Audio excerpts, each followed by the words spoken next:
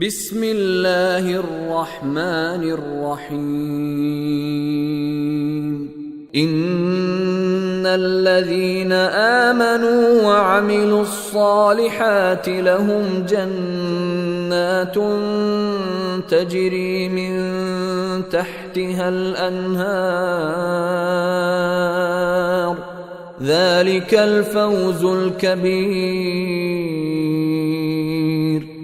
یقیناً جو لوگ ایمان لائے اور صالح اعمال انجام دیے ان کے لیے ایسے گھنے باغات ہیں جن کے نیچے نہریں بہتی ہیں، یہ ہے بڑی کامیابی۔ آیت نمبر 11 کے الفاظ کے معانی کے تفصیلی بیان سے پہلے ایک دفعہ ہم اس آیہ مبارکہ کا لفظ بلفظ ترجمہ کرتے ہیں انشاءاللہ۔ توجہ فرمائیں گے۔ ان بے شک، یقیناً، الذین جو لوگ یا جن لوگوں نے ایمان لایا، آمنو ایمان لائے، و اور عملو عمل کیے، الصالحات اچھے یا نیک عمل کیے، لہم ان کے لیے ہیں جناتن گھنے باغات، تجری بہتی ہیں، جاری ہیں، من سے، تحتہا ان کے نیچے، تحت نیچے، ہا ان کے تحتہا یعنی ان کے نیچے، الانہار نہر کی جمع ہے نہریں، یعنی ان کے نیچے نہریں جاری ہیں۔ ذالک یہ ہے الفوز کامیابی، الکبیر بڑی۔ تو یہ لفظ بلفظ ترجمہ تھا اس آیہ مبارکہ کا۔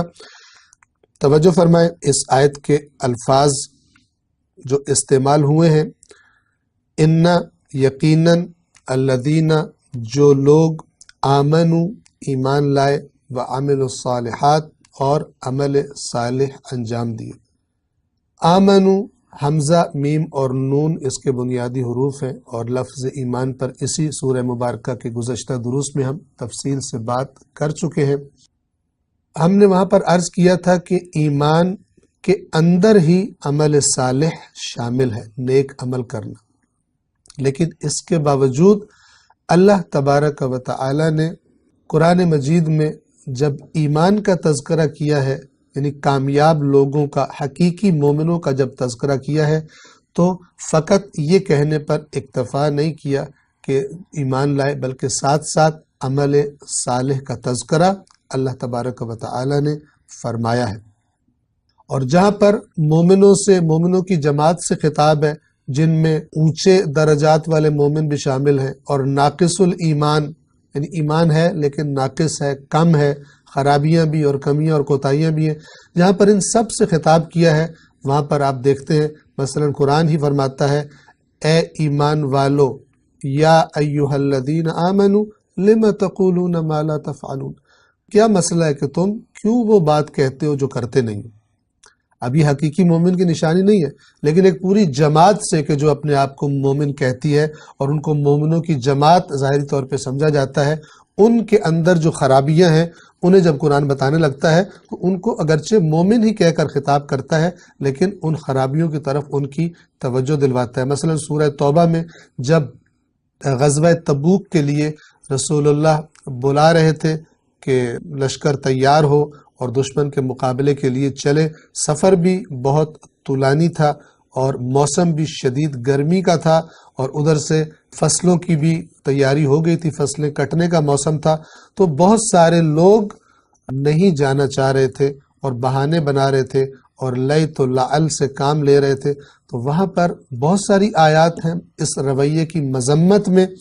ایک آیت میں اللہ فرماتا ہے، یا ایہا الذین آمنوا، اے ایمان والو، ما لکم، تمہیں کیا ہے، یعنی تم تو ایمان والے ہو، تمہیں تو جو اللہ کا رسول کہے تمہیں کرنا چاہیے، تو تمہیں کیا ہوا ہے؟ ما لکم، تمہیں کیا ہے، تمہیں کیا مشکل پیش آ گئی ہے، تمہیں کیا مسئلہ ہے، کیا چیز تمہیں روک رہی ہے؟ کس بات سے؟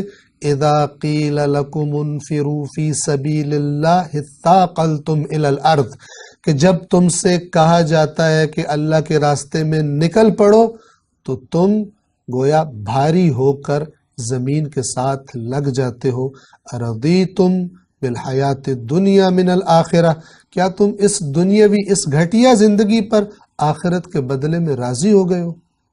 اب اللہ کے رسول کی بات نہ ماننا، بہانے بنانا، نہ جانا اللہ کے رسول کے ساتھ، یہ اگرچہ ظاہر ہے کہ جرم ہے، خدا کی نافرمانی، اللہ کے رسول کی نافرمانی، اللہ کی نافرمانی ہے، لیکن پھر بھی قرآن خطاب کیا کرتا ہے؟